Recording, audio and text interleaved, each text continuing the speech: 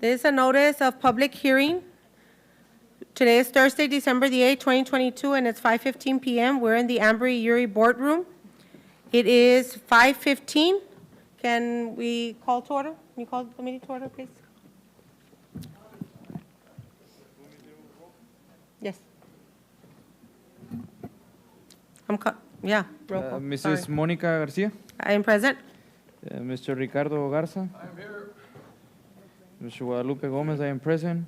Mr. Juan Ramirez Jr., Present. Mrs. Veronica V. Orduño, Present. Mr. Goyo M. Lopez, Dr. Gilberto Martinez Jr. Present. We have a quorum. Thank you. Can you please stand for the Pledge of Allegiance? I pledge allegiance to the flag of the United States of America and to the republic for which it stands, one nation, under God, indivisible, with liberty and justice for all. Do we have any public comments? No, we don't?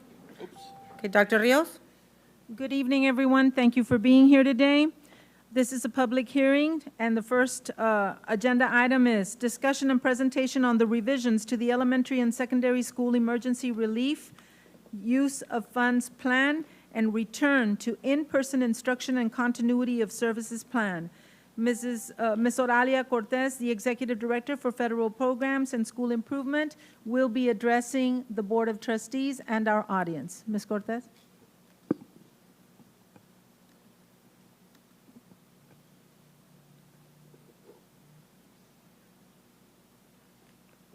Good afternoon, members of the board, Dr. Rios, and members of the audience.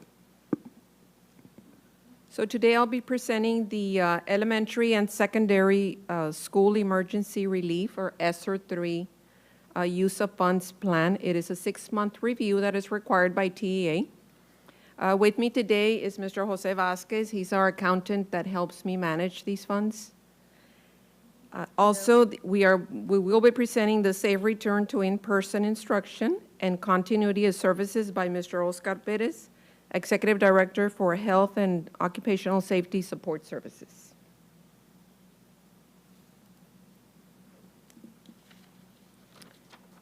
So this grant was approved through the American Rescue Plan Act. It was signed into law in March of 2021. Laredo I.S.D. received a grant award of $123,083,392. The grant period was from March 13th, 2020 to September 30th, 2024. We did receive the notice of grant award in July 13th, 2021. And the intent and purpose of this grant was to assist the schools in addressing the student learning loss and also some of the costs incurred as a result of the COVID-19 pandemic.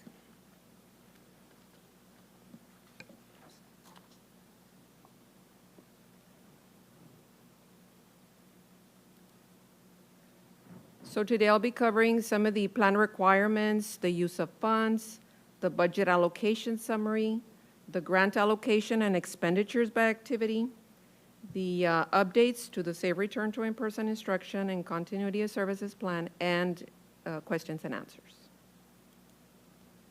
So we'll start with the plan requirements. The district was required to complete 2 plans when they gave us this money. Again, the use of funds, they wanted to know how we were going to spend this money, and also the Safe Return to In-Person Instruction and Continuity of Services Plan. We are required to review these plans every 6 months and revise as appropriate. We are to seek public comment and input, which is the purpose of this public hearing, along with other meetings that we are holding, and to make significant changes according to CDC guidance. And just to give you a little background, when we developed this plan, the original plan, it did involve a lot of stakeholder input. We did it through presentations, meetings, surveys.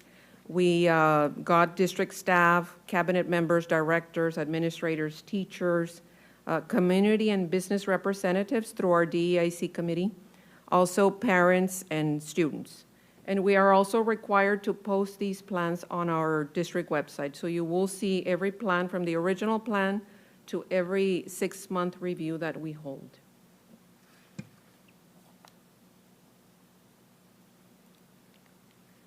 The use of funds was for two main areas. It was to respond to the academic impact of lost instructional time, pretty much to address the academic, the social and emotional, and the mental health needs of our students, particularly those students that were at risk of failing due to that learning loss. Our low-income students, which is 97% of our student population. Also, our emergent bilinguals, 56% of our students. The students with disabilities, 10%. And for students experiencing homelessness or living in foster care. So that was... I apologize for the interruption. That's For the okay. record, it's 4:59 and Dr. Gilberto Martinez Jr. is present. Go ahead. So some of the things that, when we were allocating the money, we did provide allocations to the campuses based on student enrollment. And just to give you an idea of how much the campuses got, for example, this year, our high schools, an average of $450,000, middle schools, $279,000, and the elementaries, $116,000. Again, this is the average, so depending on their enrollment was their allocation. So some of the things that they could provide was to pay for the after-school tutorials, whether it was after school or on Saturdays. Also to purchase instructional supplies, online programs, whether the district provided certain online programs in the different content areas, but if a campus needed a specific program, whether it was for the bilingual students or special ed students or any other student population, they had the funds to buy. Also, any devices that they needed to equip the classrooms to meet the needs of our students. The district also funded the summer learning programs. Again, the online intervention programs, there was an extensive list of programs that we purchased, equipment, also money for professional development, and also hiring additional staff. Remote conferencing teachers to making sure that those students that had COVID were able to get that instruction on a daily basis. We hired some practitioners to help with the small group at the elementary level for reading and math. It's a pull-out program where they pull out the students and focus on those specific skills that they need help on. For middle schools, we did provide 2 additional teachers per campus, one for language arts and one for math, again, to provide, I know middle school is more of an intervention class that they provide versus a pull-out at elementary, but they were provided with those additional FTEs. For special ed, recently we did provide additional FTEs that are needed to staff our special education classrooms. We did set aside money for 26 additional FTEs. For dyslexia, we did provide 3 additional teachers. We also hired technology integration specialists. Every elementary, they would share. One elementary would have, or one digital learning specialist would have 2 campuses. So with this money, we were able to provide 1 per campus, making sure that that person was there in, year 1 for that virtual learning, that making sure that students were able to connect, teachers were able to provide the instruction.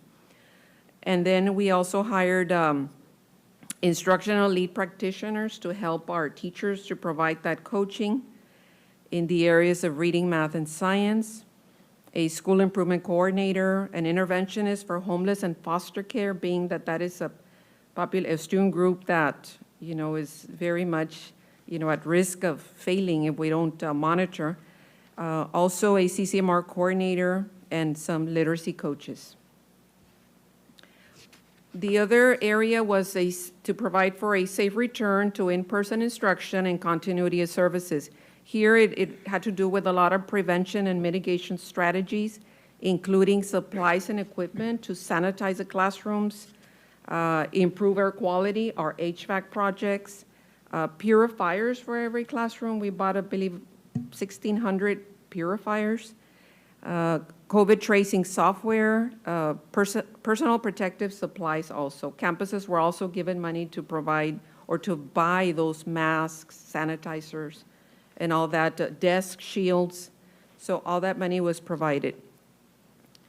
For the continuity of services, again, all the devices needed for our students to be able to access the daily lessons, whether through virtual or in person.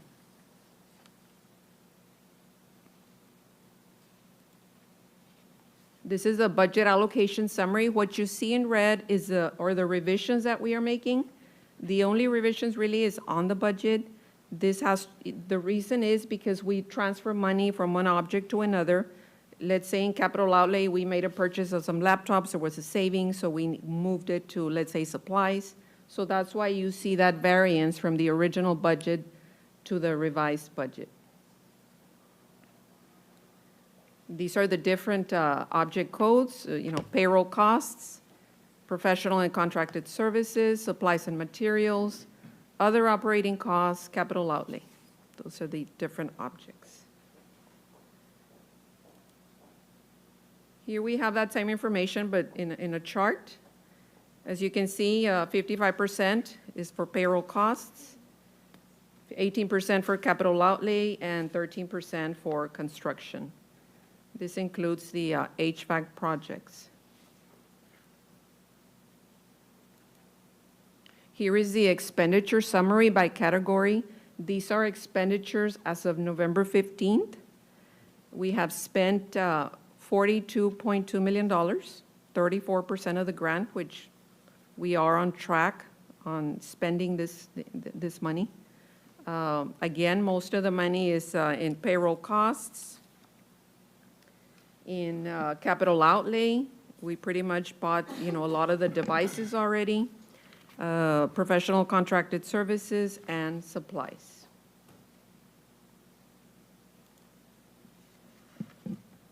Here we have a breakdown by object. On payroll costs, you see payroll. We have a supplant, general fund. This year, we did supplant $18 million. We covered some teacher salaries with ESSER funds. We have the extended tutorial week, day and week tutorials, summer learning, tutors. We also provided money for tutors and professional development. I have a question. Yes, I'm sir. not too sure. Correct me if I'm wrong. Okay. It was the right time to ask, but those positions that were funded through ESSER funding that are for 2-3 years, 2 years? It was a 3-year position. Okay. Yes. Once that ends, how is the district going to be affected? Is it going to be a drastic impact? Would you, más o menos, would say a prediction? Because I'm not too sure we'll be able to fund them through regular funds regular rate. and now without this. Yes, yes. Well, the staff knew when they signed for these positions that it was only a 3-year position. So that's for sure, and that's why I'm asking if it's, I'm not sure if I'm out of order on the question. Yes. Just regarding, because I know that eventually it's going to run out, and we're Yes. depending on those positions, but eventually they're Yes. going to be gone. So Right, that was sort of my question. yes. Ma'am, I have a question too. Yes. Well, I have a couple of questions. For social and emotional needs for the kids, what is it that was done? We bought a software that is, and I know that software is embedded in their daily lessons. I believe we paid about $100,000, and we have it allocated for the 3 years. But I know we did buy a software.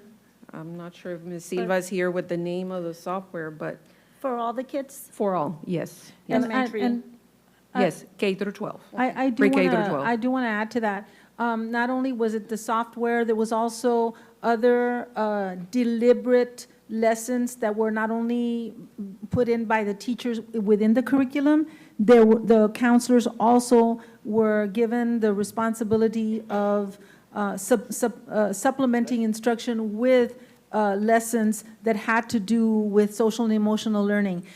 Through the Texas Education Agency, as well as the research that was done through that learning gap, it was determined by the state and by the Texas Education Agency that we needed to address the emotional needs of being away from other students, being away from school settings in which students were able to interact not only with their peers, but with teachers and so on. And so teachers were given professional development in addition to that to make sure that those particular needs were being incorporated or addressed in their daily lessons or in the week. So the curriculum did change. In addition to that, we also did have that software, but we're not only depending on the software, it's an actual deliberate writing into the correction and also, implementing it throughout. And that comes from the studies that were done by the state as well as across the country. Okay, and thank you, ma'am. And my other question, ma'am, correct me if I'm wrong, I heard the hiring of a CCMR coordinator, Yes, so in 3 years? for 3 years, for a 3-year. And what's going to happen after that? After that, if we cannot There's no funding. sustain, yes. They will have Yeah. to apply for any other positions that are available on the practitioners. And I know that we discussed this at a different time. All of the practitioners know, and really, if you think about it, the state made it very, very apparent that the schools in the state of Texas had 3 years to catch up. And it's not going to take 3 years. Based on their own studies, it's actually going to take longer than 3 years. But what they're trying to do is give everybody a leg up and say that for the next 3 years, we're trying to close the gap as much as possible with all of those things that you see there, the extended day, week tutorials, additional summer learning, tutors that are very intentionally placed in the schools on a one-to-one basis, and the reading academies that were designed by the state of Texas and are required for K through 3.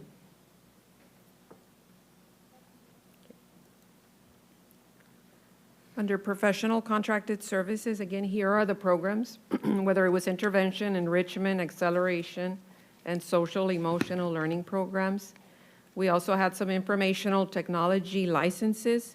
This was for the system management software, professional development, the district website license, the contact COVID tracing, and then some mitigation services. This was for the touchless water fountains. Didn't we also have the what do you call it, the water fountains? Well, That's what not she only said. the water fountains, but also the purifiers. We went through an RFP process to be able to purchase all of these things and make sure that every single classroom had a purifier for the size of that classroom. Yeah. So under supplies and materials, again, the mitigation supplies, we did set aside for the air purifier filter. So we bought the purifiers, but then we have to be changing the filters. So that was, $1 million for purifiers or the filters. Also for the personal protective supplies and for the HVAC filters. For instructional supplies, pretty much supplies for the classroom, textbooks, instructional devices. We did buy document cameras, voice amplifiers for the classroom, Chromebooks, charging devices, iPads, tablets. These were all for classroom use. And the mitigation devices, these were mitigation devices that were under $500. So some of those were some misters under $500.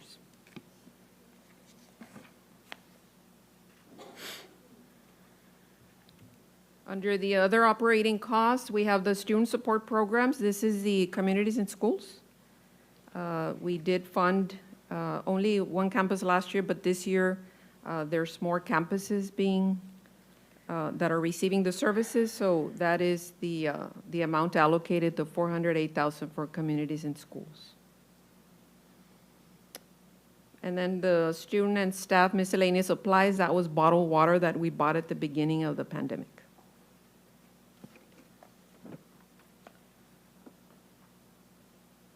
Now for capital outlay, these are items over $500. For instructional equipment, we did buy we have bought and we will continue to buy this year and next year, the high school student laptops, classroom projectors, teacher laptops, administrator laptops, computers for the labs, some student equipment, some equipment for the libraries, also some tablets for special ed classrooms, some student mobility equipment, some magnifiers and projectors for our special ed classrooms. On the mitigation equipment, this is where what Dr. Rios was talking about, the classroom air purifiers. We did buy 1,655 units. Some heavy-duty floor equipment. It was mainly equipment for the custodians to use to clean and sanitize a lot of those who walk behind scrubbers.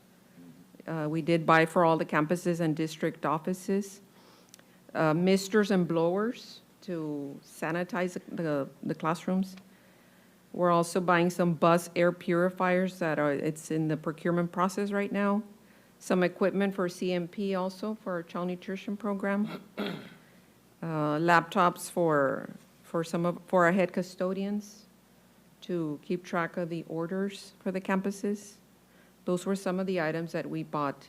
The information technology was pretty much the backup servers and the server batteries. Also under 6600, we have construction. We do have some HVAC construction projects that are right now going through the procurement process. It's going to be a lot of replacement of some HVAC equipment. Also replacement of the fire and safety alarm systems. The cafeteria expansion project, that is for Martin High School. The fixed assets restroom expansion and other minor construction, which includes some electrical wiring at some of the CTE shops, and also the installation of some marquees for 5 schools.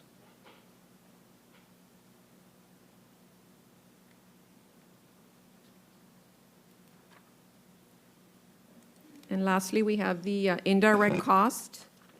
These are costs that the district is allowed to charge to recover some of the administrative costs of administering the grant. This money goes to general fund. So for year 1, we did collect $1.1 million.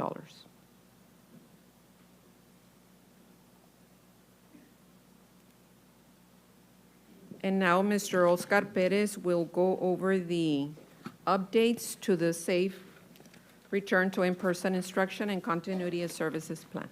Ma'am, before you leave, Yes. You're presenting SR3. Yes, SR1 and SR2 were already presented? those we are not, SR1 is already closed. Okay. That one's already been, it was pretty much just a plant, general fund. SR2, we are not required to present, but we do have the information, if, we can provide that information as to how the money was spent. And we're talking how much, do you know? SR2 was 50, I have it here, 54 million. Okay. That's fine, that's fine. And Yes. SR1? SR1 was 13 million. I know I wrote it down here. I know. 16.5? Yeah, all that was used to supplant. That one, we had no variable money for us to use, but, Okay, I got it, ma'am. all Thank you. right. I know, I have it here. 13.4 million is SR1. SR2 was 54.7 million. And then SR3, the 123 million. Okay? Thank you, Ms. Cortez. Good evening, Madam President, Dr. Rios, members of the board. Again, yes, we are required to provide for the updates on our safety return to school plan. And so as you can see up on the slide, we have been continuously having Zoom meetings with TEA and Mr. Devin Hoyle so that we can move forward with our testing program. Again, we're following the low community level, which is low. And we are staying up to date with all the positive cases that are coming up. And again, we're working with them to make sure that we're on the right track. We do have an abundance of take-home tests. Last week and this week, Mr. Gonzalez has been distributing some of the take-home tests that are being requested by the campuses. We're providing those. However, we do have COVID test administrators at each campus, so we've identified those, and they've been trained and they're certified. Again, we continue with some clinics that will provide for, vaccinations and whatnot. I know that along with the flu clinics, we work with our partners, PHS and of course HEB, to continue providing those. Like I mentioned, we continue to provide those vaccinations for our 5 to 11-year-olds. The jade purifiers were already mentioned, as well as the water fountain filters. And again, those have been, the filters have been replaced.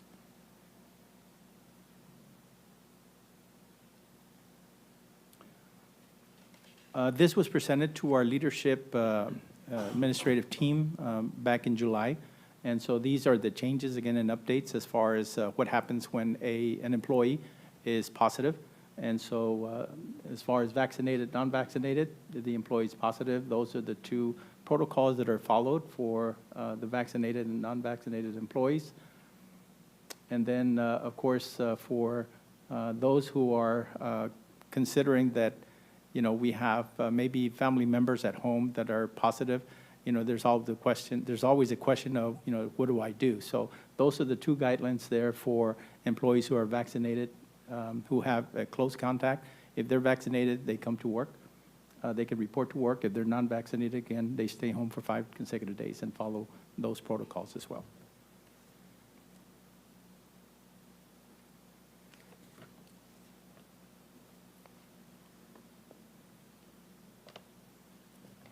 All right, as far as students are concerned, again, our health services department, again, has mentioned that there are no changes to our student guidelines, so we continue as is. And as I mentioned, we do monitor the active cases on a daily basis. For example, today, we have 7 active cases for students. I forgot to mention that we have 17 for employees. So we do monitor them. As far as the student guidelines are concerned, again, there has been no change. So we have continuously been working with our campuses. Again, they'll call and they'll ask, is this the right thing to do? And yes, we provide them, through the health services department, we provide them the guidance. Of course, our nurses are well trained as well as to what has to be done, including, again, sending out the notice to parents and the notice to staff members and students. Any questions? No, sir. All right, thank you. Anybody else has any questions, so we can go to item 2? Dr. Rios? Item number 2, discussion and presentation of the Laredo Independent School District's A for superior achievement on the state's financial accountability system, the Financial Integrity Rating System of Texas, which is called the FIRST. Ms. Ayala, this is a required hearing.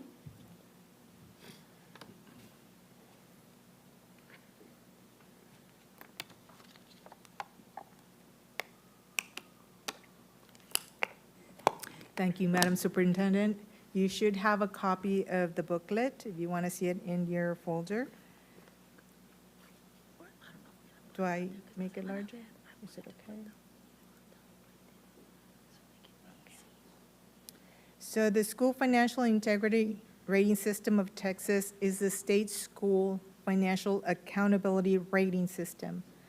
This rating system ensures that Texas public schools are held accountable for the quality of the financial management practices and that we improve those practices. Also, it is designed to encourage Texas public schools to better manage their financial resources to provide the maximum allocation possible for direct instructional purposes.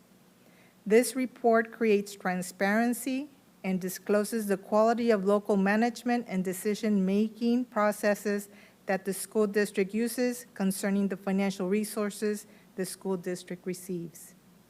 We are happy to announce that our district earned a rating of A for superior. The Texas Education Agency considers this rating when assigning an accreditation status. We are required to prepare and distribute an annual financial management report, and we also have copies available outside the boardroom, that explains the district's rating and its performance under each indicator for the current and previous year's ratings, and we must provide the public with an opportunity to comment on the report during this public meeting. Thank you. I'm not done yet. Yes, thank you very much. So how many years does that make? You want to say that? 20th? Yes. The 20th? Yes, And not every school district in this area gets an A. right. Good job. Great job, Flor, So- as always. May I proceed? Yes, please. Madam President? Pages 1 and 2 provides information about the first school rating system. Here, on this page, we found the Board of Trustees who served during the fiscal year ending June 30th, 2021, and they are as follows.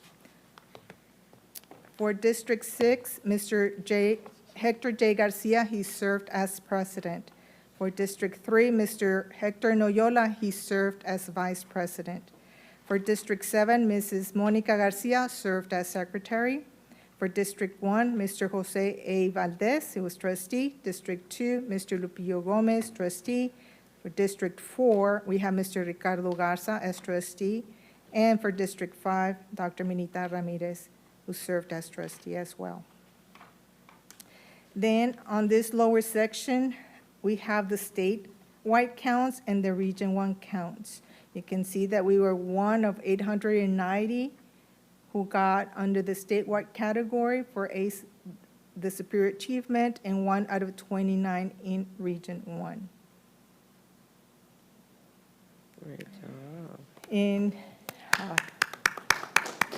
thank you.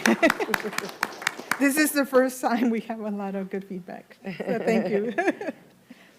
In calculating the financial accountability indicators for school districts, TEA uses the annual financial report, data feed file, PEIM submissions, warrant holds, FSB payments, and other sources, including but not limited to the Internal Revenue Service, Teacher Retirement System of Texas, and the Texas Workforce Commission reports.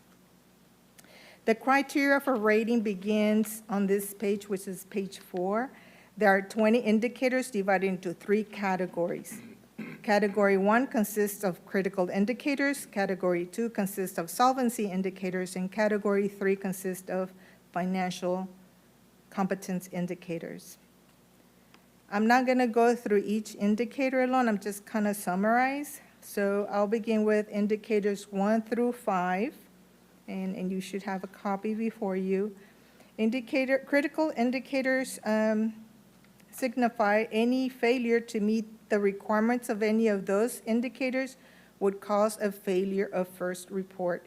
These indicators consist of the timely filing of the annual financial report and data feed, the unmodified opinion in the annual financial report, no monetary defaults on debt, the timely payments to government entities, and no warrant holds.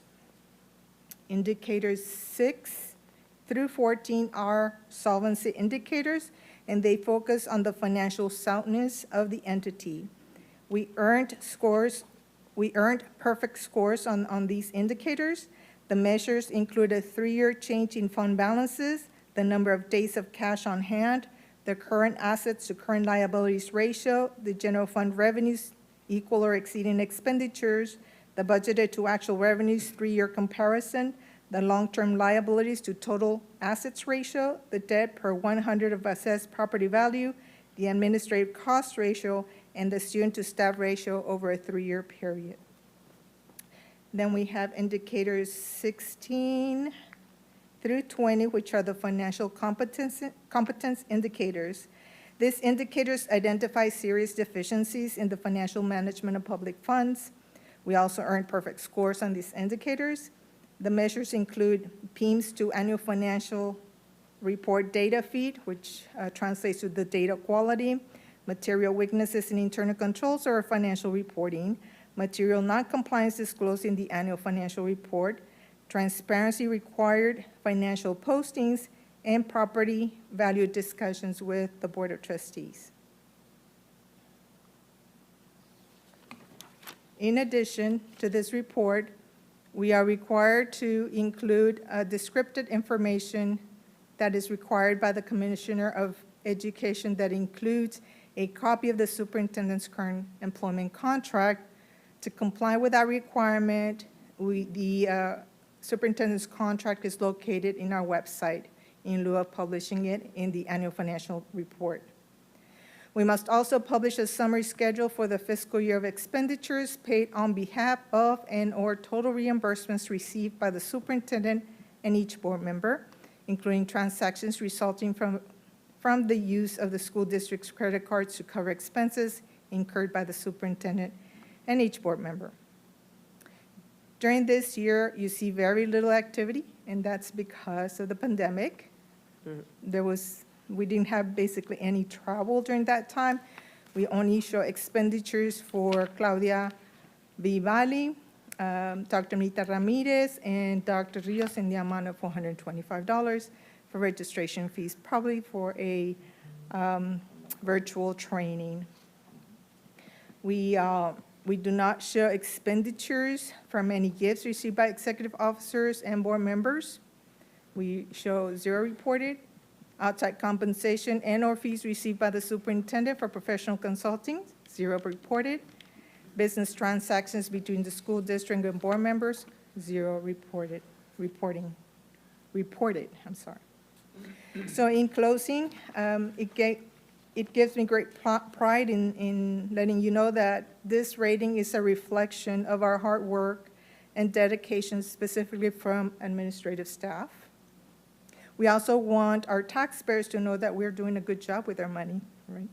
So thank you very much, and back to you, Dr. Rios. Good job. The first time I cheer on accounting, all right. Dr. Rios, I'm going to motion to adjourn so we can begin the other meeting, so we don't do communication and updates till the regular business support meeting. Second that motion. All in favor? All those in favor, say by aye. Aye. I am going to. Good job. Yeah. Sí. Okay, then. Yeah, that's item number, I'll be excusing myself also. is that number 5? Item number 5, discussion and presentation of quarterly health plan, update, number 5. You're going to do it either here.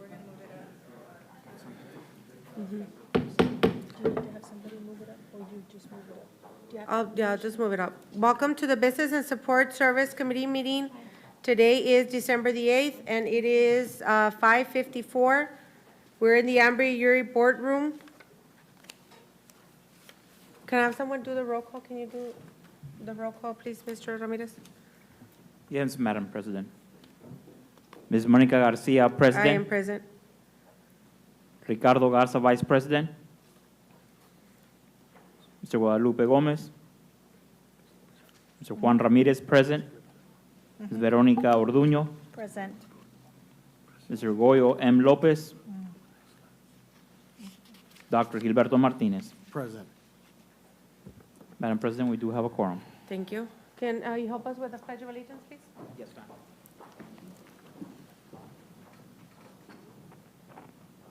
Allegiance to the flag of the United States of America and to the republic for which it stands, one nation, under God, indivisible, with liberty and justice for all. Dr. Rios, I think we have a request to move item number 5 up. Do I hear a motion? Second. So moved. So moved. Sorry. Seconded. Can you, everyone, say aye? Aye. Motion passes. Item number 5, discussion and presentation of the quarterly health plan update. And every so often, we do have an update as to where we are with our plan because we are self-funded. Ms. Ayala? Thank you, Madam Superintendent. Today, we have Randy McGraw from Hub International. He's our health insurance consultant, and he is responsible in providing analytical support, procurement, evaluation, negotiations, and contract review. In addition, he provides monthly reports to us and prepares a quarterly presentation to the trustees to provide updates on how our insurance plan is doing and provides direction on what we need to do. So today he's here to provide you with a quarterly report.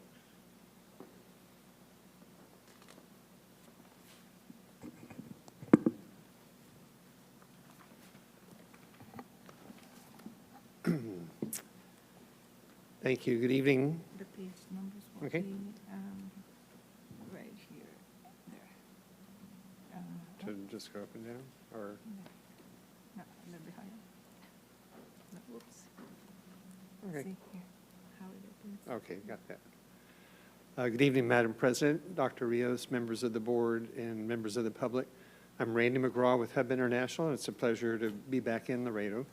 I'm here to give you a quarterly update. Happy to answer any questions that you might have about the operation and performance of your health plan. And with that, I'll get started. So this quarterly update is based on claims data through the month of September.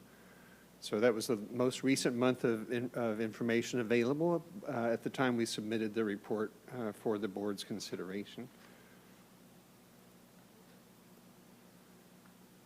And in it, we'll review lots of different charts and graphs and statistics on the medical side of your claims utilization, as well as your prescription drug utilization as well. So as Ms. Ayala mentioned, the district is currently self-insuring its employee benefits program. Up until 2014, the district approached their management of the health plan through a fully insured contract, which is kind of a standard contract where you pay a premium, the carrier assumes the risk, and manage the plan for you. Back in 2013, you had some high utilization, and the carrier that you were working with at the time, Aetna, came to the district and requested about a 40% increase in premiums. And as a result of that, we started working with the district, and we facilitated an RFP process. And the end result of that was to select Blue Cross and Blue Shield as the administrator for your plan on a self-insured basis. And so one thing to note, too, is that since 2013, your payroll deduction rates for employees have only changed once. So in the advent of 2014, there were 7 consecutive years where payroll deductions did not increase. That doesn't mean that the cost of the health plan did not increase. What it does mean is that the district, through changes in benefit plans and management of other programs and increases in its contribution, was able to hold payroll deductions constant for 7 consecutive years. And then after that, there was a change in payroll deductions, but there's now 3 years consecutively since then where payroll deductions have not changed again. So the self-insured program allows you a lot more flexibility in terms of managing your plan, setting your rates and contributions. And what you can see on this slide here is a graph of the pace of inflation. So inflation, of course, is a popular, not necessarily popular, but it's a prevalent topic these days as we face inflation overall in our general economy. And so each point on this graph reflects the prior 12 months of activity. So you can see, for example, this graph begins in January of 2015, and it's measuring the performance of 2014, which was your first year of being self-insured. And you can see the gray bar chart is the overall pace of inflation year over year on a rolling 12-month average. And you can see as claims come through, sometimes it goes up. In the period from 2019 through the end of 2020 was another pretty rough time period for the district. And it was during that time period that the last rate change was made. But since this graph is measuring the cost of total claims, back in that time frame, there were some catastrophic claims that we'll see in another chart that were forcing that overall pace of inflation up. And then as that claim rolls out of the equation, you can see we went through a period of negative inflation for a period of time. And we've only recently got back to through the month of September, where our pace of inflation year over year is currently 6% or 5.9. The medical side of the equation is not so bad, but one of the things that we've been struggling with is the rising cost of prescription drugs and primarily specialty drugs, and we'll talk a little bit more about that later. And by the way, if you have any questions along the way, feel free to ask, and I'd be happy to address those for you. Let's see. So this chart reflects the enrollment. The district currently offers 3 plans. And you can see that we used to offer 4 plans. The high plan was pulled out of the equation in 2021.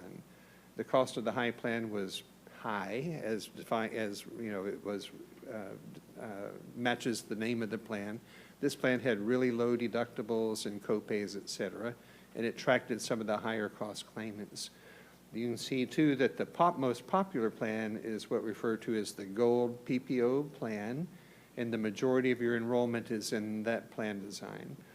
The next highest category is your consumer-driven health plan. We refer to it as the Silver plan. And then we also offer a HMO plan, and that one hasn't attracted much participation ever since its inception. You can see there's currently only 37 employees participating in the HMO plan. There we go. What we can see on this chart here, this is a ranking of your highest cost claimants. And under your self-insured approach, the district purchases reinsurance to protect the district and the fund from a single catastrophic loss on any one person. So our deductible for our reinsurance is currently $250,000. And you can also note here that if you look back at 2019 and 2020, and if we look down here on this bottom row of the chart, expected recovery, this is the amount of reimbursement that was made back to the district for your catastrophic claimants in those years. And so you can see there was 1 year of $4 million worth of reimbursements, $3 million, and this was the period where we were incurring some pretty high-cost catastrophic claims. If you look at the top of the grid, there you can see the #1 claimant, which was the same person in 2019 and 2020, accounted for over $5 million worth of claims expense. But in each year, the district was only liable for $250,000 of that. So you can see in 2019, we had a $4 million return and 3.8 in 2020. 2021, things leveled off, and if you recall that pace of inflation chart that we just looked at reflected that because we went into negative territory. And so far this year, we're performing pretty well through the month of September, where we had less than $1 million worth of reimbursement. So we do watch your claims activity under the plan every month, and we provide updates to the district. I can tell you that during the month of October, you had 1 single claim come through on the one person that was about $3 million. So things changed in terms of this chart going from September through October. So the October data is not reflected here. But a word of note too, though, but because the district has the reinsurance contract, the $3 million claim only cost the district $250,000. So when we get later in the report and we're looking at projections for the next year, I can tell you that as soon as we heard about the claim, we looked at the performance of the plan and see if this was going to have a negative impact. And it has very little impact on the overall projections that we're making that you'll see later on in the presentation.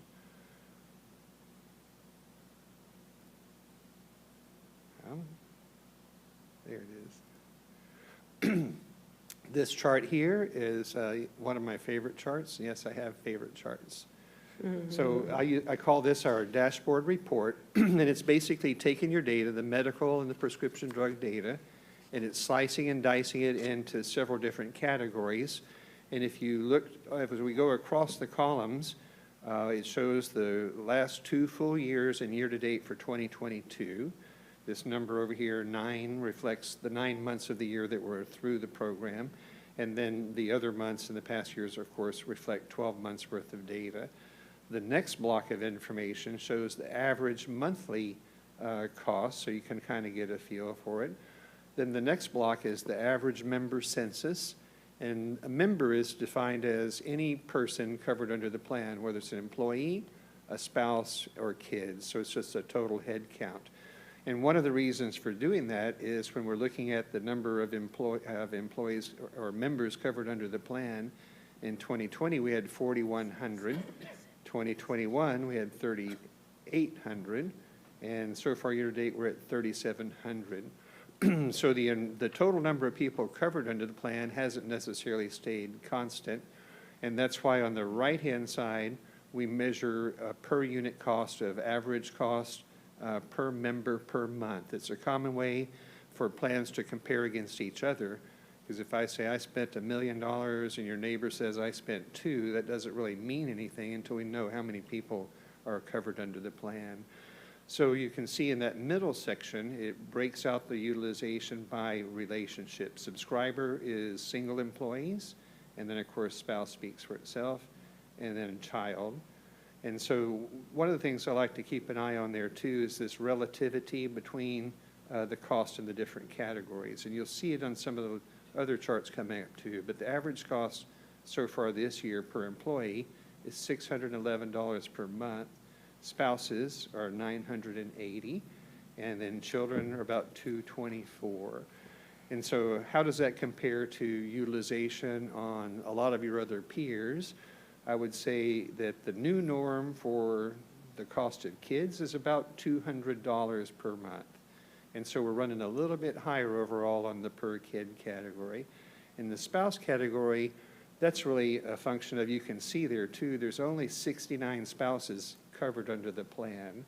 So this number is not necessarily a good statistical basis to compare upon, because if we have one single large claim in the spouse category, we only divide it over 69 people, it's going to come out to a higher number, obviously. But most of the time I see that average cost per spouse around $700, but you have a lot fewer spouses covered under the plan, and that's likely a function of what does it cost to cover my spouse, whether I covered just my spouse or my family where my spouse is included. And in the bottom portion too, you can see the average cost per plan. So recall too, and you can see in the member census that the majority of the population is covered under the gold PPO plan. And there you can see that the average cost per covered person there, $552. The HMO plan, there's only 82 total members. Remember, there's 37 employees. And so when you count their spouses and kids, 62 members total covered under the plan. So this one hardly even hits the radar in terms of measuring. It's not a good statistical comparison, but you can see that the cost of coverage there is lower per person per month. The consumer-driven health plan, which is your high deductible health plan, and in conjunction with that, that also includes a contribution from the district towards a health savings account for employees, that they can take that money plus any other money they contribute to the health saving account and use it to pay on a tax-preferred basis, subsidize your cost of deductibles and co-insurance that you might have under the plan. And that one does have 485 members. It's a little more statistically credible. And I see this, pretty much this ratio between a consumer-driven health plan and your gold plan.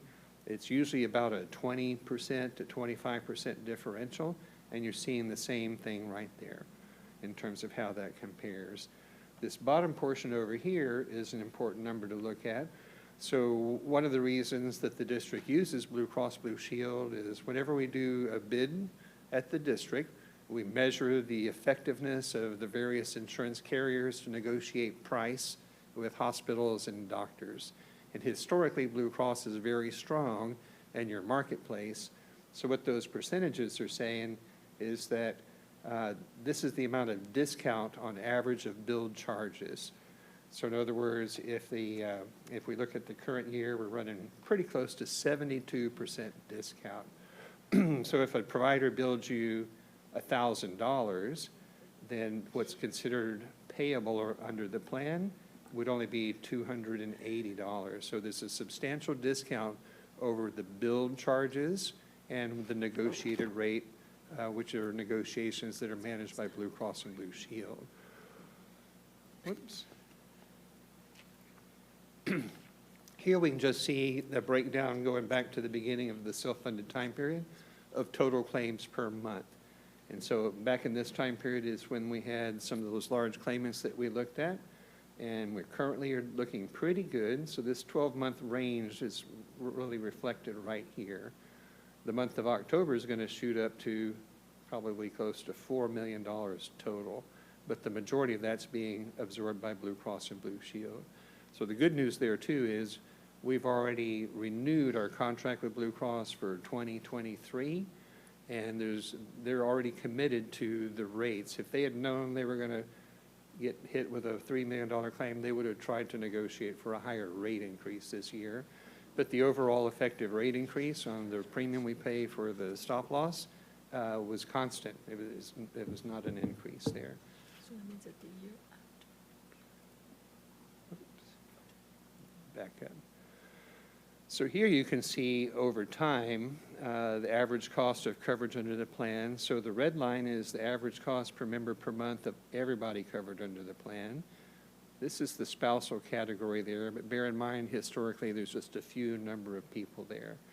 And you can see too that early on we were just below $200 average cost per child.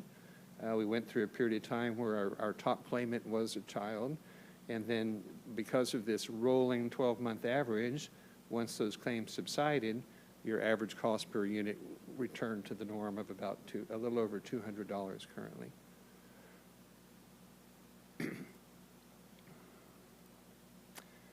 This is all the same information, just in a bar chart form, going all the way back to 2015 as well. And it shows you, or 14, and it shows you the total number of members covered under the plan all throughout the time period.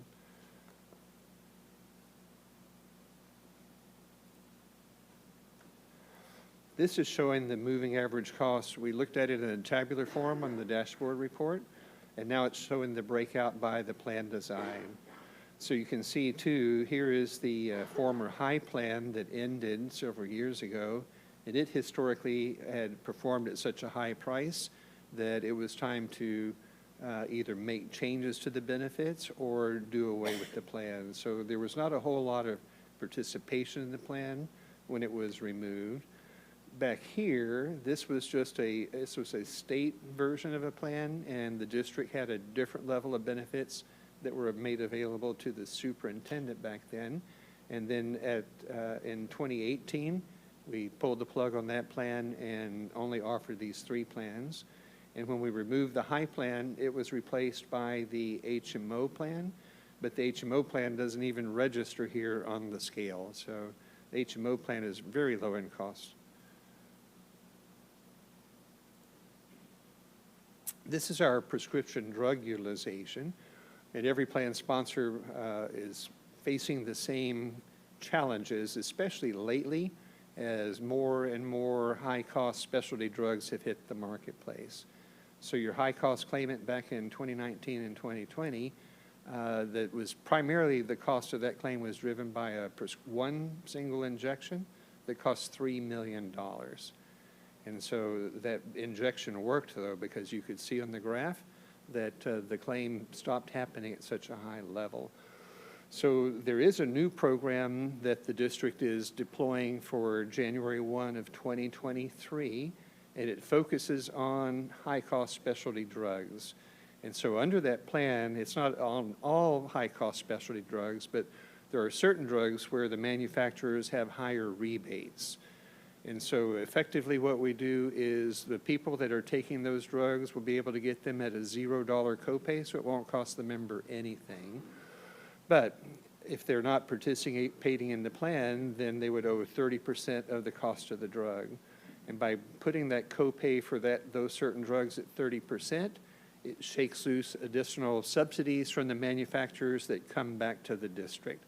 So with the advent of the new program, there will be about 50 people or so that will start to get the drugs that they're paying high copays for at no cost to themselves. And we expect the impact in the performance of the plan will be a net savings to the district of about $250,000.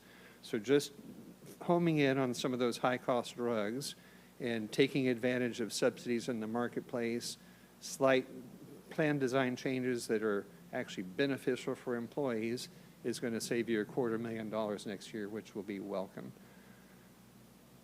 Whoops. So this is our forecast review, and there's a lot of math involved, but this is the same process that insurance carriers use to come up and set their rate. The difference is that we get to do this and we're not paying, or we're not looking to make money off the health plan. Our goal at the district for being self-insured is to operate it efficiently so that revenues equal expenses. If you were the insurance company, they want to make a profit. So for example, with Blue Cross Blue Shield, the difference between the fully insured and the self-insured is we pay Blue Cross all the money for fully insured. If it's a good year, they get to keep the difference. But when we're self-insured, when we have a good year, the money that would have gone to Blue Cross's bottom line stays here at the district. Another key feature, too, in managing your self-funded plan is to make sure your fund balance is constant. So just like in your general operation of the district where you want to maintain a healthy fund balance, you do the same thing on the self-funded plan. And that's for two reasons. The primary one is it takes a while from when a claim gets incurred to when it gets paid under the plan. And so if we were to just stop the plan entirely on December 31st of this year, for the next 3 months or so, we'll still have to make payments on claims that are still being submitted, et cetera.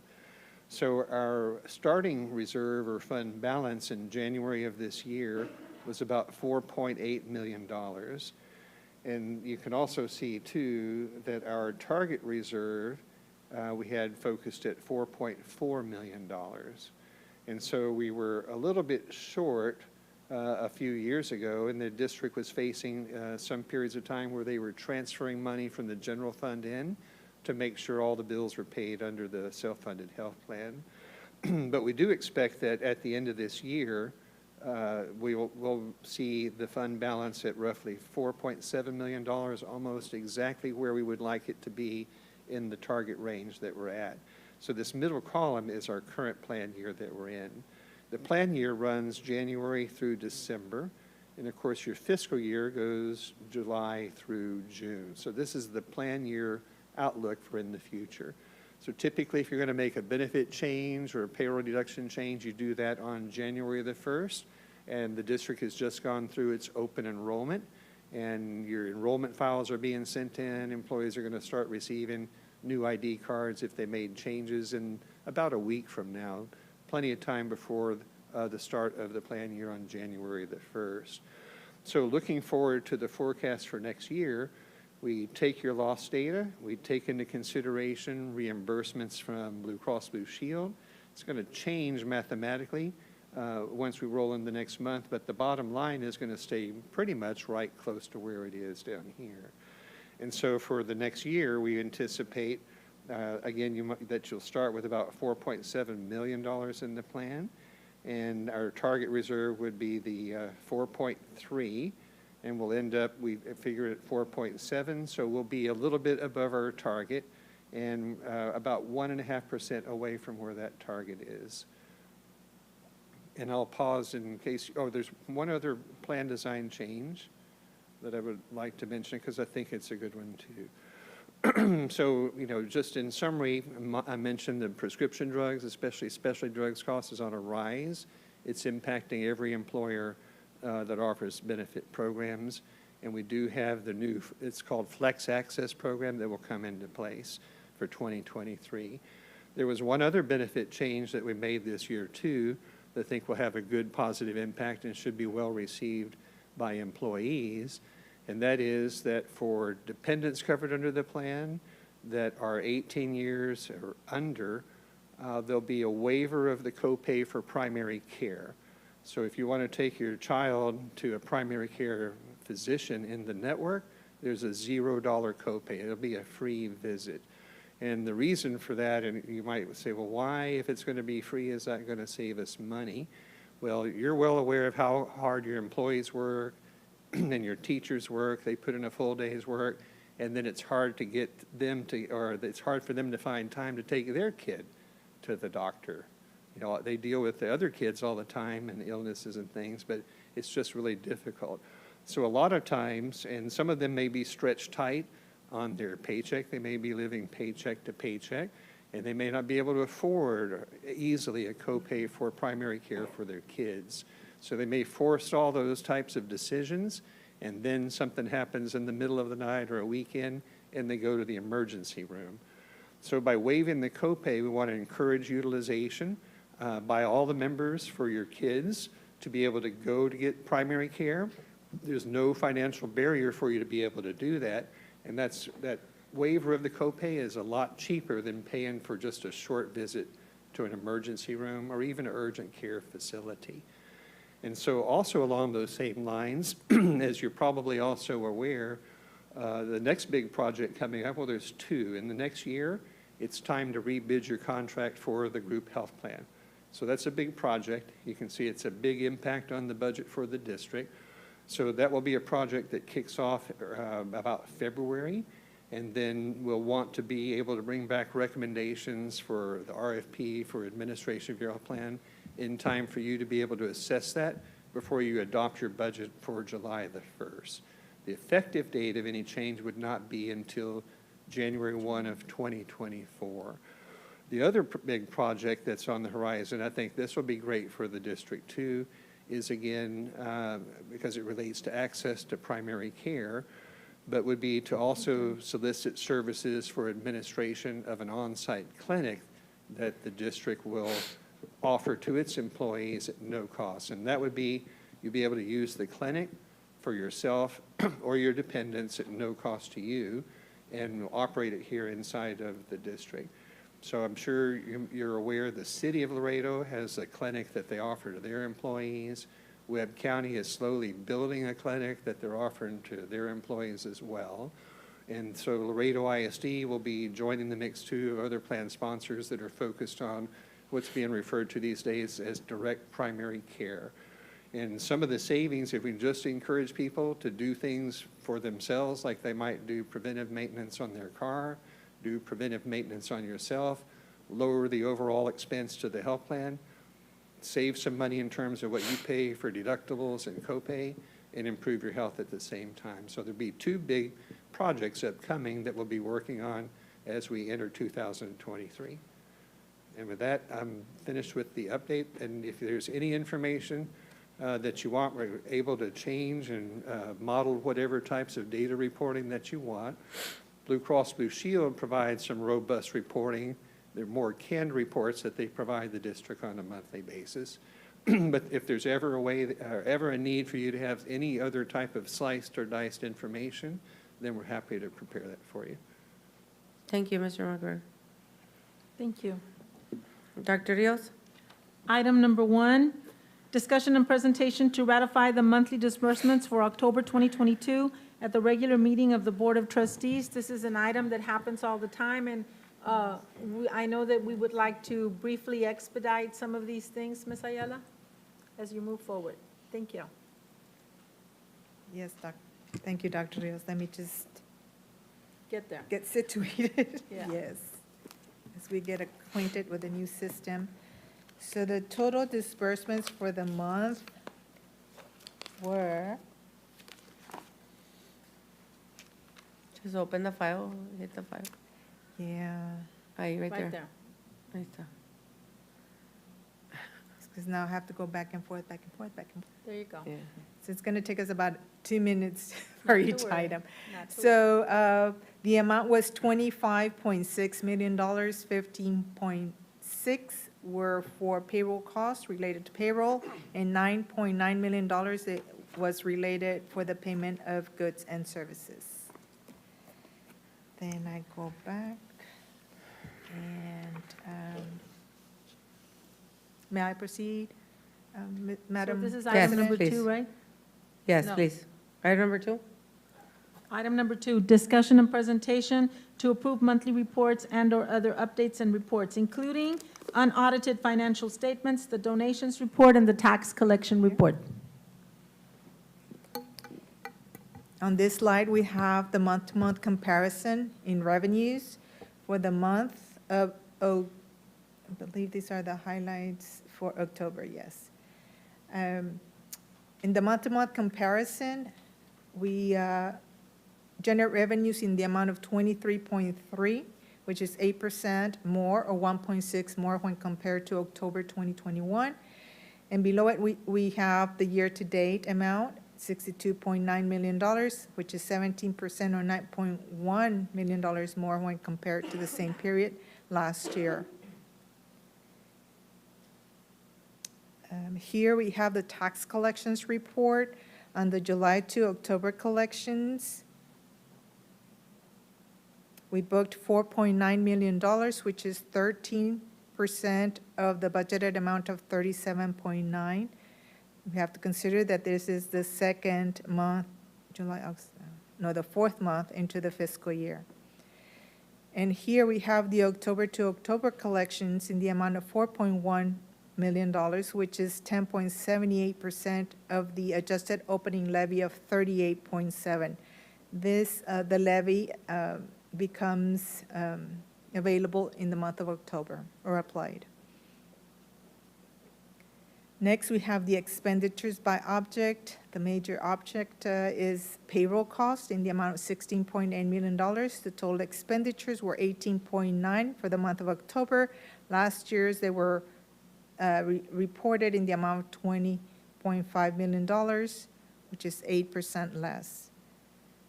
Then we have the fiscal year-to-date amount, $60.2 million, which is $3.1 million less when compared to the same period last year.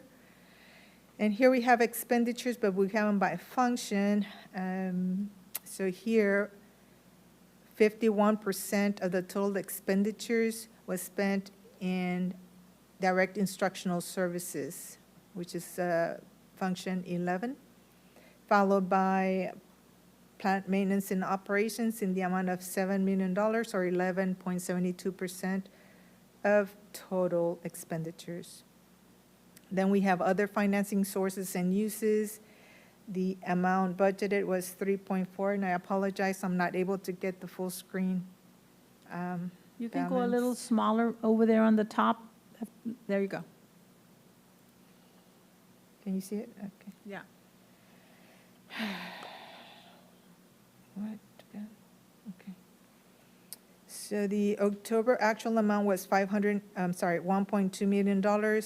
Last year, we transferred $6.2 million. That we transferred $5.8 million to the Capital Projects Fund 616.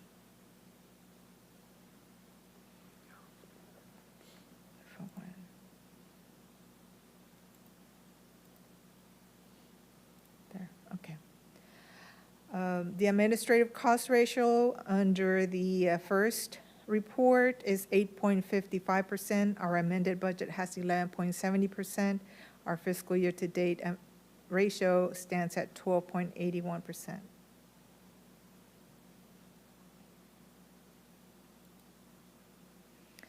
Here we have the same expenditures and revenues that I just covered in summary format.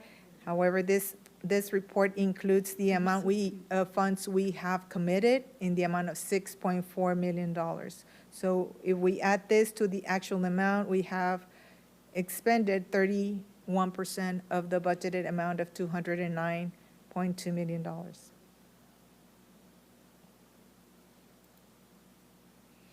Here is the activity for the food service fund. Total revenue $6.1 million, expenditures $4.7. We did have a transfer of $1.3 million and obligations of $5.4 million. So the amount that has been committed and expended represents 46.97 of the budgeted amount of $21.8 million.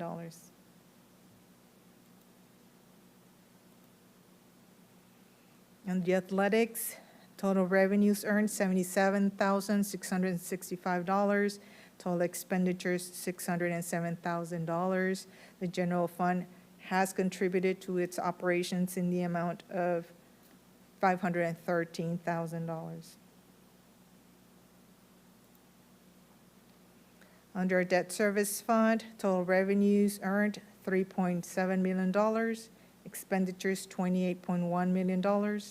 We have provided a debt service fund, our first debt service payment in August, and that is why you see that huge amount being reported. So, Ms. Ayala, will you please explain what debt service means? Because I know that that's probably a question that our trustees may want to really get clear in their minds. The debt service fund, it's an account that we use to pay our bonds. So every year, it's just like whenever you go out for a mortgage, right? You get an amortization table or a coupons of how much you pay on a monthly basis. For us, when it comes to bonds, we make two payments. In August, we make a principal and interest payment, and in February, interest payment. And we follow schedules, and we ensure that at every budget process, we set aside those funds, and we set our tax rate on the interest and sinking side to the highest rate that we need in order for us to generate state aid to be able to make those payments.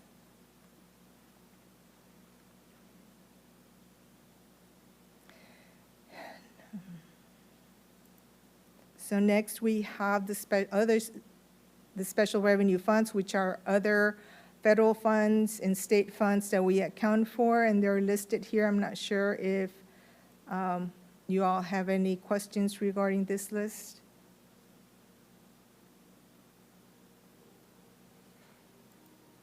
If not, I will proceed to the summary of construction funds. Here we have the 2018 bond proceeds and the activity. We have paid $60.2 million of the budgeted amount of $107 million, and we have encumbered $42.1 million. There are special requirements we need to meet with the Internal Revenue Service, and that is that 85% of the bond proceeds must be spent by July 30th, 2021. And that rate was at 87.4. Current expenditures are at 60.68%.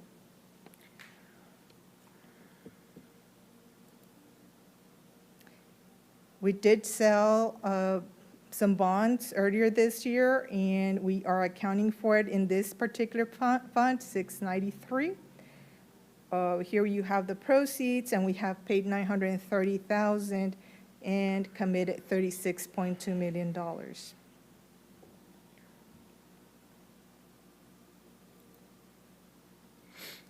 The current donations were $44,141, and the fiscal year-to-date donations total $131,764.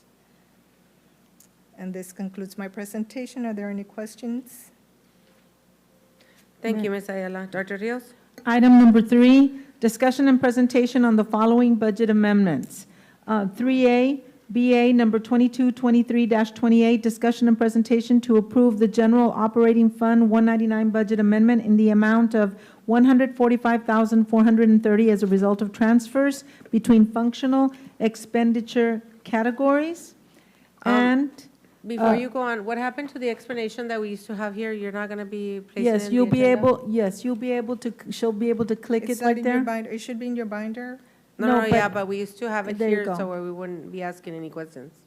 Right, it's just the new format does not allow for us to. Well, you to can print include it, once you do that on the Adobe one, we'll print them, and that way you can have them. Here? Yeah, Yes. That one? that was better because it gives it a precise explanation of what we're doing. All it we for. have to do is really print it out for you and add it to the agenda. Yeah.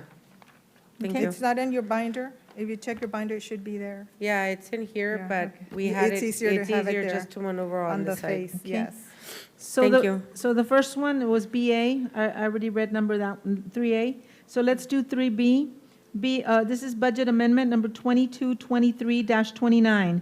Discussion and presentation to approve the Capital Projects Fund, which is 616, budget amendment in the amount of $79,482 to allocate interest earnings for the purchase of furniture for Heights Elementary additions and renovation project.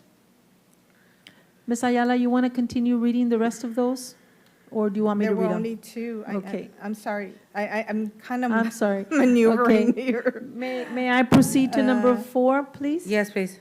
Item number 4, discussion and presentation to approve the recommendation or selection for the following bids, proposals, or qualifications. Purchases shall be made from appropriations in the adopted and/or amended budget. 4A, Mr. Mejia? We have Mr. Mejia? Mr. Mejia, yes. You can read them there, Mr. Mejia? Yes, good evening, Board of Trustees, Dr. Rios, Hector Mejia for the record.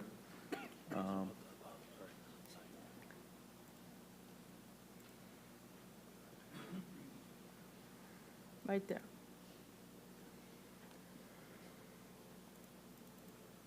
Perfect. So item 4, we only have 2 items tonight. Item 4A is renewal of RFP 20-020 for plumbing parts, supplies, equipment, plus related items and materials. The Evaluation Committee recommends renewing the following 2 vendors, Best Plumbing Specialties and Clark Hardware LTD, for an estimated amount of $105,000. And item 4B is through by-board co-op contract 65421 and 661-22.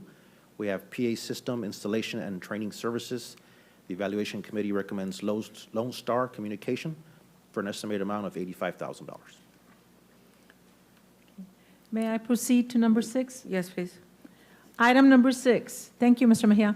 Item number 6, discussion and presentation on the number of required continuing education training hours earned by each member of the school board as required per Texas Education Code, Section 11.159. And trustees, we talked a little bit about this as to how many hours everyone has earned. So this is an Excel sheet detailing those for the previous board. Hello, good evening. My name is Jorge Gutierrez. Good evening, board, superintendent, and members of the audience. Here you have a spreadsheet showing the different trainings and continuing education courses that need to be taken. The first 4 are only related to new board members, which is the Open Meetings Act, which is from 1 to 2 hours, the Public Information Act from 1 to 2 hours, the District Orientation, which is 3 hours, and the Texas Education Coordination, which is 3 hours. Now, the rest of the courses are required by both new and experienced board members. Let me see here. With regards to those, there's some that are required to be taken annually, which are the cybersecurity, which is 1 hour, the team building 3 hours. And then here one of the differences is that for the additional required trainings, experienced board members are required only 5 hours, while new members are required 10 hours. Then you have the biannual courses that are required, which you have 1 hour of sexual abuse, human trafficking, 1 to 2 hours of updates to the Texas Education Board after a legislative session. And then you have also the evaluating and improving student outcomes. Those are 3 hours, and school safety 2 hours. Here, for example, with our experienced board members on the additional required trainings, those were 5 hours, and all of them have exceeded that, the required hours. And then there you see the ones where they're pending to take the required hours. Thank you, Mr. Gutierrez. Trustees, I am going to be asking Mr. Ambrose Gomez to be giving you an update for the new ones, for new trustees, in having to do with some of the technology requirements and the cyberbullying, and those will probably be on Zoom. And I believe that all of you have experience with Zoom, I hope. And if not, we'll make sure that we find a way to be able to get that information to you. Madam President, may I ask a quick question? Yes, please. In reference to the biannual training on sexual abuse and human trafficking, that is 1 hour, is that, can we do that like annually? And the reason I'm asked, in my field of employment, that is something big that is happening as we speak. And I think that will be beneficial for the district to provide that training to especially like our law enforcement officers, our security guards, our attendance officers that deal with the students almost on a daily basis to find out any signs of human trafficking, because it is big. You know, that we need to, I guess, maybe look into that. Thank you, Mr. Ramirez. Dr. Rios? Item number 7, discussion and presentation on the second 6-week student discipline report. This is a report that comes to you, ladies and gentlemen, from our office. And we usually will either, if it's close to a board meeting date, we'll put it in the board meeting. If not, we'll be sending it to you on a Friday update. Today, we have Mr. Israel Castilla here to go over the second 6 weeks. Please note that we do have a code of conduct, and we do follow it as required by law. Mr. Castillo? Thank you, ma'am. Good evening, board members, members of the audience, Dr. Rios. This is just an update on the disciplinary action report for the second 6 weeks, and it's a comparison between last year and this year. Here we have in our incidents, we have from last year 500. Right now we're measuring in the second 6 weeks of 576 incidents. And also in our third slide, you can see the number of incidents by its topic. For example, if you see controlled substance, we do have a decrease on those. And then fighting, we also have for campus disruption as well as disruptive behavior in our campuses. And those are all documented in this particular report. It is reported to TEA, and that's part of our accountability system. Following, we do have more depth detail of the types of incidents. You know, if you notice, one thing that we've experienced is inappropriate and verbal physical conduct in our campuses. So that has been addressed as we go with. And from last year, it's 109 to 153 this year of number of incidents, not necessarily students. Then I have for you a breakdown by campus of where we've seen those particular incidents happening the most.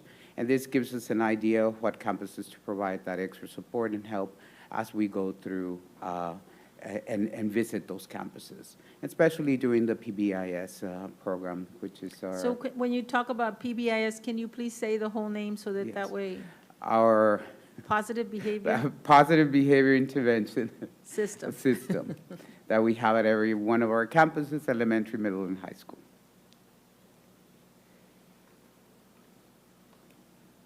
Then towards on slide, I can't see this slide.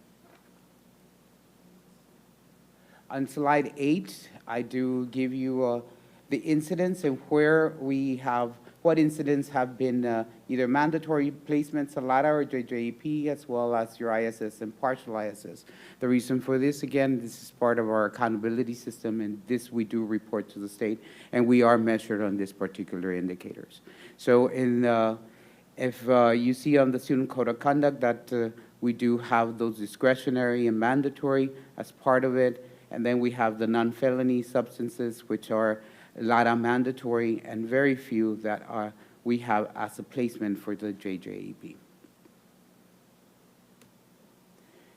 We have the district-wide action codes that you can see and look at in comparison to last year to this year also. So that way you have a where to guide and see how we're doing on those particular elements. The rest of it in your binder, you'll find the supporting documentation by campus, by incident, if you want to look at the detailed reports, so you can have that information for yourselves. Any questions? Yes, Mr. Castillo, I have a question. In reference to the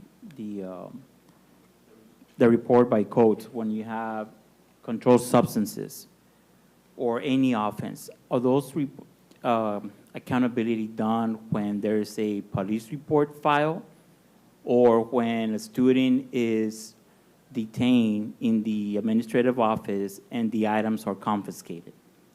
There's two different types of elements that happen when we have an incident like that. One of the things, if it's identifiable by the police, because we don't know what the drug might be unless we get something from that it's been tested by a lab and stuff. So then that's where it drives our particular coding. So if at one point we find something that is just a liquid, so we call it unknown, but we feel that there is something there, we cannot tell what it is, but we will go ahead and take action. The state allows us that liberty for us to determine. But in those cases, those particular placements or anything we take action on become disciplinary and discretionary, which means we are the ones doing it on our discretion, not necessarily mandatory when it comes to state coding and when it comes to reports from police department. So on this, on the chart that you presented, does it have, I don't see anything, or have we had any issues like with the vaping? Those you can see at the very first particular slide where I give you a breakdown, and I do have those for you. Vape instrument only, and you can see there's only 9 incidents in the whole district, and we have to actually separate them when we say vape liquid unknown, because we don't know, we see that there is liquid, but we don't know it, we don't test them. Correct. So in those cases, we have to do it, and we just take action as a district. We believe, we think, according to the evidence that we have found under the investigation of whatever we can gather to determine that. So you have those two categories, under vapes and then vape instrument only, correct? Yes, ma'am. Any other questions? Thank you, Mr. Castillo. Thank you. May I proceed? Dr. Rios? Item number 8, discussion and presentation on the second 6 weeks attendance report. Mr. Castillo? Yes, ma'am. Here again, it's an update of the average daily attendance for our 6 weeks in comparison to last year. Here, I just wanted to give you a little bit of information of where we were at before, when it comes before the pandemic, and now through our processes of where we stand when it comes to our enrollment process. Notice back then we were at 23,000 and a half enrollment. Right now we are standing at 20,842 students. And during that process, it was grueling events to bring into our campuses our students and ensuring that they were getting the instruction. Here you have an enrollment comparison from last year to this year. 19,694, and right now, as a snapshot, we have 20,842 students to account for in our district. Here again, I'm giving you a breakdown by campus. So you can see that comparison. A lot of our students' increase or number increases of enrollments have happened at the elementary and middle schools. At the high schools, we were very balanced, but we continue to go and look for those students, for those that we still can't or haven't enrolled. One of the things that you will notice here is the attendance rate for the second 6 weeks from last year to this year. We did have a little bit of a dip, but not so much. Again, it's about 0.72%. So we're still under not meeting that 93% that we need. If we move on by campus, notice that in each one of them, you will see how what we are experiencing this particular school year has been really affecting our campuses when it comes to our students attending on a daily basis. Here we have our middle schools.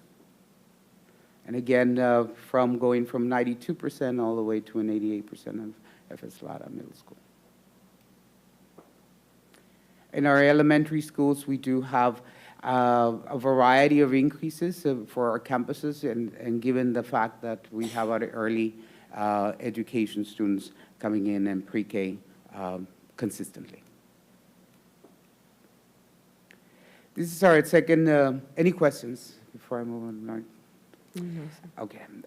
This is our second 6 weeks district perfect attendance. If you notice, we have had a little bit of a dip in our perfect attendance from our students and the number of students attaining that for our second 6 weeks, and that constitutes why we are seeing that percentage going a little bit down when it comes to our students attending on a daily basis by campus. So I'm giving you a perfect attendance totals by elementary, middle school, and high school. Notice that every single one of our schools have been seeing that perfect attendance drop from the number of students that have been there at their campus. Mr. Castillo, this can probably also be added through the nursing department, and I guess a report back and stating a lot of the RSV and a lot of the flu and all these things that has been happening. Correct. I guess that it's more so, part of what COVID left behind. So can we attest to it saying that this can probably be the main factor? Yes, ma'am. A lot of we always ask for documentation from the students of why, the reasons why. It's usually because they have a cold, and a lot of that particular has been happening at our campuses more spread wide, and from outside experiences for our students. So yes, that sickness has really impacted our campuses and our students of being daily at our campuses. Mr. Castilla, this is from year to year, Yes, ma'am. right? The This is from comparison. last year Why to this can't we year. have a comparison from, like, 6 weeks? You Yes, get me? we can add that. Because, yes, it looks like, oh my God, there was a decrease, but maybe once we see it from 6 weeks to another 6 weeks, it's like, okay, Yes, we can add it that. won't be that drastic that we see, the drop. Yes, Okay, thank you. yes, we can add that. That shouldn't be a problem. Thank you, Mr. Castillo. Yes, ma'am. If I may, Madam President, Mr. Casilla, I would just like to commend all your attendance officers, your attendance clerks, and your administrators that handle attendance because it's a hard work. And it's very dangerous sometimes when they go out on the field. So I commend them for all the work they do because they're the backbone to keep our students in campus and to help out the district at the end. So I commend you for what you do, and I think maybe sometimes we've got to recognize them for the job they well done. Thank you, Mr. Castillo. Well, And thank you so another much. note, Mr. Castilla. Yes, ma'am. Discipline, well, there's no teaching without discipline, so. Correct. So thank you, for helping out those teachers and everybody that comes to you. Thank you. Thank you. Dr. Rios? Item number 9, discussion and presentation on the 2023-2024 scholastic calendar. Ladies and gentlemen, this is an annual thing that we do. We do this in collaboration with United I.S.D., as well as all of the schools within our system. Right now, we have a survey going. The DEIC, or the District Educational Improvement Committee, has already met. We have 2 options that we presented to our schools, and we'd like to briefly go through this item because it will appear at the regular board meeting for a vote. Ms. Veronica Castillon, can you please give us the highlights? What option are the employees going for, Ms. Castillon? Right now, A. with the online survey, most of our employees are in favor of option A. What's the percentage? I have it right here. I don't know if you have a And percentage. we have our online survey open until next Monday afternoon, so we'll give you all the results at Tuesday's board meeting. But right now, I do have 1,732 responses as of this afternoon. Okay. And 92.6% of those responses were for option A, which is the one that is most similar to the option that UISD is also looking at. And it does provide room or time for all of our professional development as well as our assessment calendar. And we're looking out for the same kind of holidays at Christmas, Thanksgiving, and back in January, as well as spring break. Okay. Thank you. May I proceed? Yes, please. Okay, item number 10, discussion and presentation on the memorandum of understanding addendum with South Texas Training Center. And this is an item from Dr. Cruz that was presented, if I'm correct. It was presented at CNI, but Mr. Garcia, if you want to answer any questions, I know that not all of our trustees were at CNI, so perhaps you could briefly talk about that. Correct. Good evening, members of the board, Dr. Rios. So it's an addendum to an existing MOU. We have the patient care technician certification at Cigarro High School. This is for the billing and coding certification at Dr. Dennis D. Cantu. So we're looking at 15 students to be able to get the certification. Thank you. Okay. May I proceed? Yes, ma'am. Item number 11, discussion and presentation on the provisional state and local task force agreement between the United States Department of Justice, Drug Enforcement Administration, and the Laredo Independent School District. Is this I'm just a sorry, Police continuation of the Department. last year? They added one more section, correct? No, this No? is the same one we sign every year. Okay, Yes, ma'am. thank you. Okay.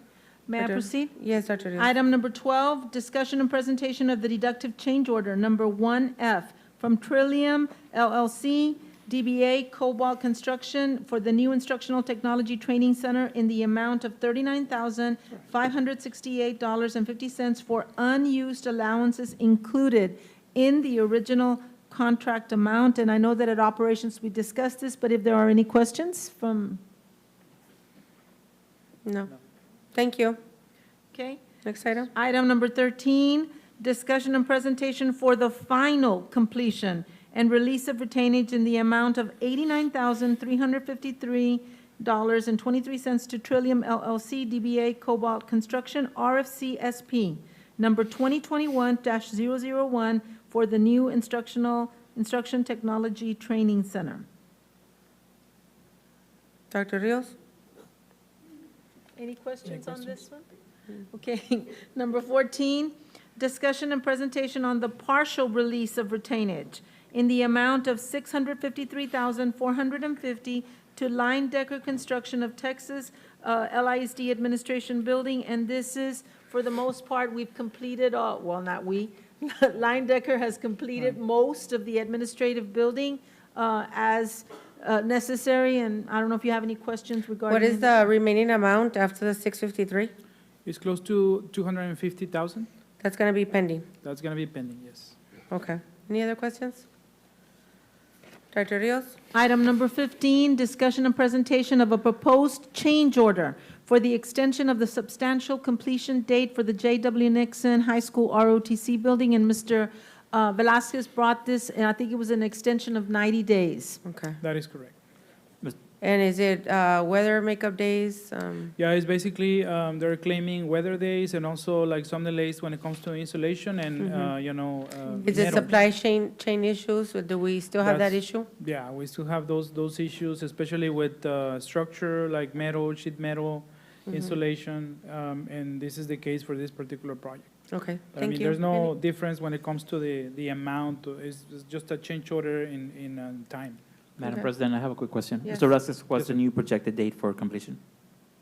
For this particular Yes. project, we have like the attachment here, let me see if we can open it. So the revised final completion would be April 27, 2023. Thank you, Mr. Velazquez. Yes, sir. Madam President, may I read the communications, please? Yes, please. Okay, the LISD Elementary Honors Concert featuring singers from the Mustang team was just held a little while ago. I would like to comment that the other two were wonderful opportunities for our children. A board training workshop is scheduled for Monday, December the 12th at 5:30 p.m. here in the Amber Yeary Boardroom. This is a required workshop for all trustees. The LISD Board of Trustees will meet on Tuesday, December the 13th, for a public hearing at 5:15 and the regular board meeting at 5:30. And this is scheduled, so remember, this is going to be the last week for our employees. So we want to make sure that you get to all of the events that you are sponsoring or that the district is sponsoring, so the date has been moved to Tuesday. The LISD Police Department is currently visiting elementary schools this week and next week as part of their Santa Express program with Blue Santa and their new mascot, Leo the Llama. The LISD Police will be delivering gifts to needy families on Christmas morning through their Police Navidad program. LISD will be closed for the Christmas break from Monday, December the 19th, through January the 6th for staff development for our teachers and staff, and then the students will be returning to class on Monday, January the 9th. Meanwhile, the LISD tax office will be open in the following schedule: Friday, December the 23rd, Monday, January the 26th, that should be December the 26th, Friday, December the 30th, and Monday, January the 2nd. Is there any further business? No, not at this time. Meeting adjourned.